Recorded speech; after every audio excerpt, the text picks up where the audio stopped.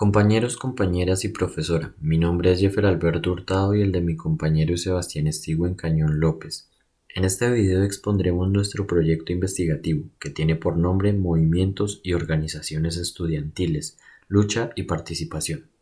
Para empezar, nos gustaría mencionar lo que entendemos por organizaciones y movimientos estudiantiles, partiendo del hecho que no son lo mismo y es muy importante saber o tener en cuenta su distinción. El movimiento estudiantil, que es una de las variables de nuestro proyecto, la definimos a partir de lecturas como la de Isabel Hernández Arteaga y la de Mauricio Archila, quien dice, por ejemplo, que el movimiento estudiantil es heterogéneo y no homogéneo. Pues bien, nosotros concebimos el movimiento estudiantil como una articulación de carácter gremial que recoge diferentes expresiones políticas a nivel general, llegando incluso a aglutinar diferentes organizaciones tanto estudiantiles como sociales que contribuyan con determinada bandera de reivindicación. Ahora bien, dicho esto, cabe mencionar que las organizaciones estudiantiles, a diferencia del movimiento, son un nicho constituido por un actor social en específico, caracterizado por tener un objetivo en común y enarbolar una bandera de lucha, guiado a su vez por una ideología política puntual que está en una constante búsqueda de espacios de participación. El objetivo general que nos planteamos fue estudiar los movimientos estudiantiles que han tenido mayor preponderancia en Colombia, es decir, el movimiento de 1971 y el del 2011. Y para cumplirlo trazamos un objetivo específico que es analizar las diferentes características, motivaciones y consecuencias que tuvo el movimiento estudiantil de 1971 y de 2011. Encontramos que el de 1971 fue un movimiento que se caracterizó por un marcado rasgo antiimperialista, un rechazo total de los modelos estadounidenses, que venían asentándose desde la publicación del informe Adcon en 1961 y que pretendía convertir la universidad en apolítica y privada, lo que presentaba poco encauce frente a los intereses generales de la universidad, pues no respondía a las problemáticas que la sociedad planteaba. Este movimiento se caracterizó además por su masiva participación, no solo de universidades públicas, sino también de privadas en solidaridad con lo que estaban pasando estas universidades. Y una particularidad del movimiento fue el programa mínimo de los estudiantes. Esto es muy importante, que tenía dentro de sus puntos la autonomía universitaria, la supresión del dominio imperialista,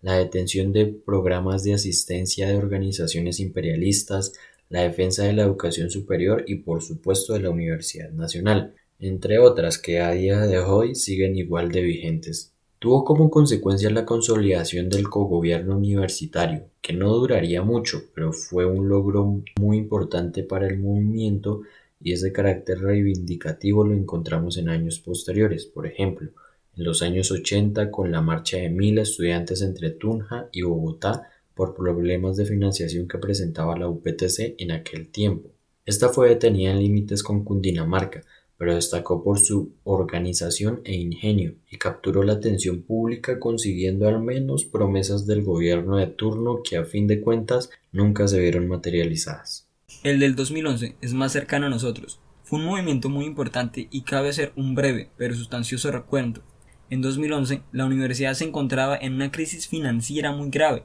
El número de estudiantes de pregrado y posgrado aumentó en un porcentaje considerable, al igual que los grupos de investigación reconocidos por Colciencias. Las revistas académicas, la movilidad estudiantil y docente, las finanzas no eran las suficientes para que las universidades lograran su funcionamiento misional, así fuera en condiciones mínimas de operatividad. El dinero no alcanzaba. En conclusión, los gastos aumentaban y la financiación seguía estática. Con el primer gobierno de Santos llegó un proyecto de reforma a la Ley 30, que no atendía el problema de la universidad pública, sino que lo agudizaba, pues pretendía crear universidades con ánimo de lucro, ajustando programas que responderían al sistema productivo, y proyectos de ciencias, tecnología e innovación pasarían ahora a ser financiados por el sector productivo y privado,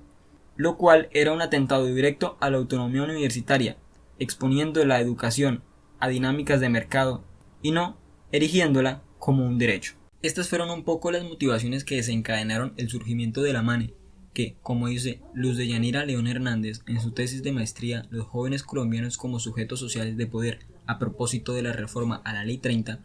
la MANE no creó repertorios nuevos, todos ya habían sido empleados a lo largo de la historia estudiantil, pero sí renovó su utilización, los adecuó al momento y los empleó de manera oportuna. Esto lo hemos reflejado en el programa mínimo, que al igual que el del 71, lo podemos resumir en 6 ejes: financiación de educación, democracia, autonomía, bienestar universitario, calidad académica, libertades democráticas y relación universidad y sociedad. Estos puntos sintonizaban muy bien con el principal fin del movimiento, a saber, tumbar el proyecto de la reforma a la Ley 30, que finalmente se consiguió tras meses de marcha y movilización. Además, demostró que con organización estudiantil gremial se logran reivindicaciones muy importantes en materia de educación. Anudado a lo anterior, nos interesa investigar qué organizaciones son presentes en nuestra universidad, como JUCO, las Violetas del Sur, la Semilla Feminista, ANGECO, ASEU, ECOS, FUN Comisión MODEP, y analizar el movimiento del 2018, para lo cual decidimos ponernos en contacto con nuestros compañeros de filosofía que participaron para preguntarles cómo lo vivieron y cómo analizan el movimiento del 2018 frente a la suspensión del Acuerdo 061. Y a modo de reflexión, ¿cuál es la universidad que nos debemos pensar, teniendo en cuenta el tipo de profesional que la sociedad necesita? A continuación, presentaremos la respuesta de Adrián Jaime Herrera, estudiante de licenciatura en filosofía de 9º semestre, quien accedió a dejarnos presentar su respuesta. En el año 2018 se generó un movimiento universitario a nivel nacional que tuvo muchísima fuerza, que fue el Paro Nacional de las Universidades Públicas, el cual buscaba que se generara una mesa de consenso en los cuales las universidades pudieran discutir principalmente 3 aspectos que se les había vulnerado a lo largo de las últimas décadas. Aspecto número 1, la autonomía universitaria. La autonomía universitaria era la propia capacidad de las universidades de tomar sus propias decisiones políticas y administrativas sin tener en cuenta los dictámenes ni las políticas nacionales, neoliberales o económicas futuros con las nuevas presidencias o las nuevas directrices del país, y donde la universidad pública tuviera una completa independencia sobre su malla curricular y sobre su papel administrativo. El segundo aspecto era una deuda económica que tiene el Estado colombiano con las universidades públicas y la paulatina y sistemática desfinanciación de la universidad pública, que buscaba a fin de cuentas acabar la universidad o privatizarla, como es el caso de la UPTC, en el cual pues para el funcionamiento de la universidad era necesario buscar otros lugares en los cuales vinieran los dineros y donde el Estado se desligara de la obligación por la formación universitaria del país. Y tercero, que la universidad pudiera ser un foco de investigación y de pensamiento crítico sin necesidad de contar con los lineamientos de los registros calificados y los registros de educación nacional. Este último punto tiene gran relación con el paro del año 2018 realizado por los estudiantes de la universidad y de la planta docente y administrativa, que apoyó fuertemente el movimiento con respecto al acuerdo 061 de ese mismo año, el cual planteaba la eliminación, si podemos decirlo así, del área de formación general de todas las carreras, de los currículos de todas las carreras de la universidad, y lo reemplazaba por lo que el acuerdo llamaba las áreas de libre elección. Es decir, que los estudiantes tomaran ese porcentaje de créditos de su carrera en materias de libre elección que el estudiante considerara eran más pertinentes para su formación. A fin de cuentas, el acuerdo 061 fue un ataque directo a la formación política y a la formación crítica de los profesionales de Colombia, de hoy y del mañana, en cuanto no buscaba realmente generar espacios reflexivos en materias como lo eran las sociohumanísticas y la ética y política, en los cuales se daban lugares de reflexión y lugares de debate profundo con respecto a los sucesos de la naturaleza, de las vivencias de cada uno de los estudiantes y de los profesores, sino que se privara al estudiante de ello con la justificación de que era más importante que tuviera más horas con respecto a su formación profesional. Eso, a grandes rasgos, forma ingenieros matemáticamente muy bien formados, forma estudiantes de derecho y futuros abogados de profundas reflexiones legislativas y maestros con una gran formación pedagógica, pero que de trasfondo solo alimentaba la técnica de estos estudiantes, pero que en el trasfondo real, en el trasfondo de la formación humana, se eliminaba la posibilidad de una reflexión real con respecto al papel fundamental de cualquier profesional en este país, y es la formación de ciudadanos. El área general en la UPTC hasta el acuerdo 061 era una obligación de todos los estudiantes, en cuanto era un lugar en el cual todos los estudiantes, sin importar qué carrera cursaran y en qué semestre estuviesen, pudieran llegar a un lugar donde se debatieran los problemas que nos eran cercanos a todos y permitieran reflexiones reales sobre nuestras condiciones, sobre nuestras realidades, y que permitiesen formar profesionales integrales y profesionales realmente transformadores, que de fin de cuentas es lo que debería ser un profesional de la UPTC y de cualquier universidad pública, privada, en Colombia o en el mundo. La justificación del acuerdo 061 violenta fuertemente este aspecto, pensando que podemos tener ingenieros que sepan muy bien hacer cálculos y que puedan hacer imponentes estructuras, pero que su formación en cuanto al bienestar del otro y en cuanto a los sucesos que lo relacionan con otros ya no eran importantes. No lo son. Es una forma muy imponente de marcar una línea de formación en cuanto el profesional se vuelve un objeto de mercado, un objeto en el cual entre más el ingeniero sepa de matemática, mejor ingeniero es. Pero realmente no hay una formación, ni habrá una formación de ciudadanos que pretendan pensarse el país y el mundo en el cual viven. Ciertamente el área general puede tener todas las debilidades o las dificultades que pueda llegar a tener, y habría que pensar realmente si el acuerdo buscaba mejorar las constantes quejas de los estudiantes frente al área general,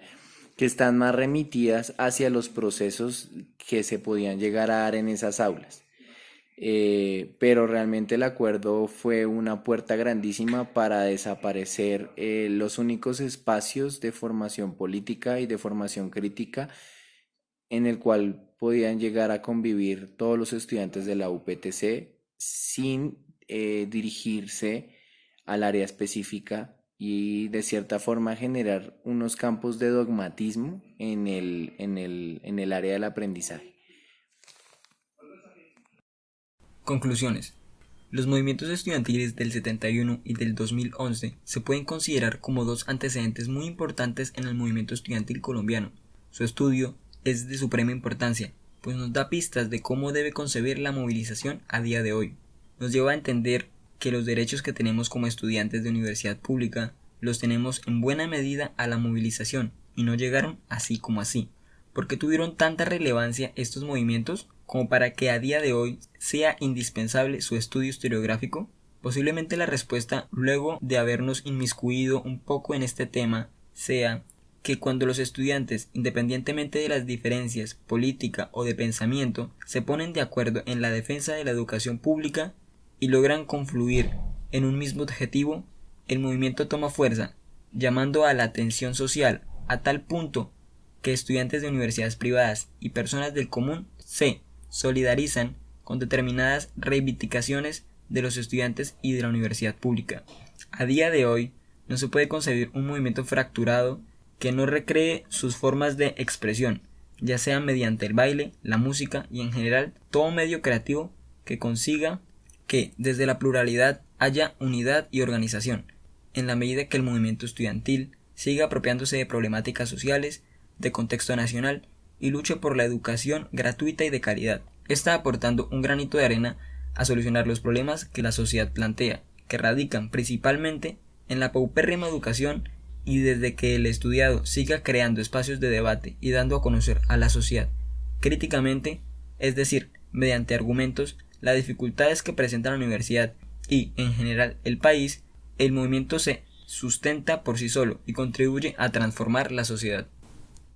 El movimiento es un medio potente para acercarse cada día más a ese ideal de profesional que se quiere formar, que haga así un buen uso de la técnica, pero también sea un ciudadano que se apropie de los procesos democráticos, no solo por el descuento que pueda conseguir en su matrícula, sino por el talante humano y social que lo hace ser consciente de las decisiones que se tomen. En conclusión, la universidad se tiene que acercar cada día más a formar ciudadanos que vean en la educación una realización personal y no formar un trabajador que se acomode a las dinámicas del mercado. En la defensa de dicha premisa se ha volcado el movimiento, por eso su importancia. No se debe tergiversar la manifestación, pues no es un medio para dejar de asistir a clase o cosa por el estilo. En estos casos se banaliza. Es más bien una herramienta que tenemos los estudiantes para hacer de la universidad un lugar donde todos puedan confluir y educarse. En acto las consignas tienen que sustentarse por sí solas y en potencia deben buscar que la persona del común y en general la sociedad las entienda, las comparta y defienda. Para nosotros fue un honor haber desarrollado este tema de investigación tan apasionante e interesante y tener hoy la oportunidad de compartir lo que aprendimos con ustedes. De antemano agradecemos su atención y esperamos haya sido de su agrado lo expuesto anteriormente. Feliz fin de semestre.